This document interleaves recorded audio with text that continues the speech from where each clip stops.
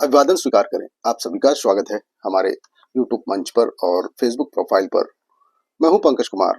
आज हम बात करेंगे बहुजन समाज पार्टी मायावती की। मायावती ने जिस तरीके से कल प्रेस कॉन्फ्रेंस लखनऊ में की है, उसमें क्या कुछ कहा है, आइए विस्तार से जानते हैं। वीडियो को पूरा देखिएगा, तब समझ में आएगा। बात कर लेते हैं लखनऊ से बड़ी खबर आ रही। बहुजन समाज पार्टी की राष्ट्रीय अध्यक्ष मायावती ने एक प्रेस कॉन्फ्रेंस में संविधान, गरीबी, बेरोजगारी और देश की सुरक्षा जैसे मुद्दों पर केंद्र और विपक्षी दलों को निशाना बनाया।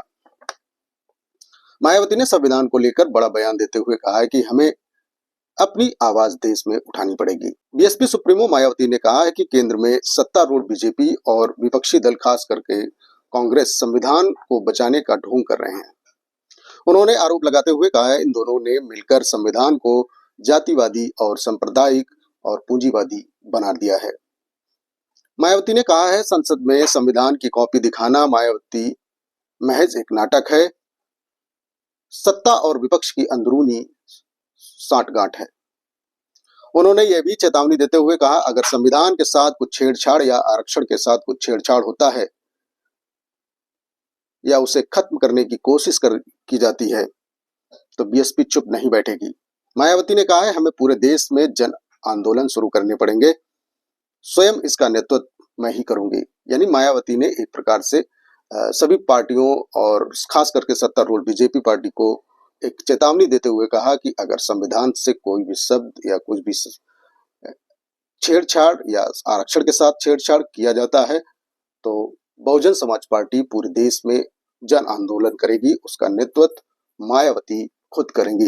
उन्होंने यह भी कहा है कि गरीबी और बेरोजगारी पर बोलते हुए मायावती ने भी देश की जीडीपी वृद्धि में गरीब और बहुजन समाज की उचित भागीदारी नहीं है, जो चिंता का विषय है। आगे उन्होंने कहा, उन्होंने देश की सीमाओं की सुरक्षा पर भी सवाल उठाए और कहा कि वर्षों से सीमाएं पूरी तरह से सुरक्षित नहीं है।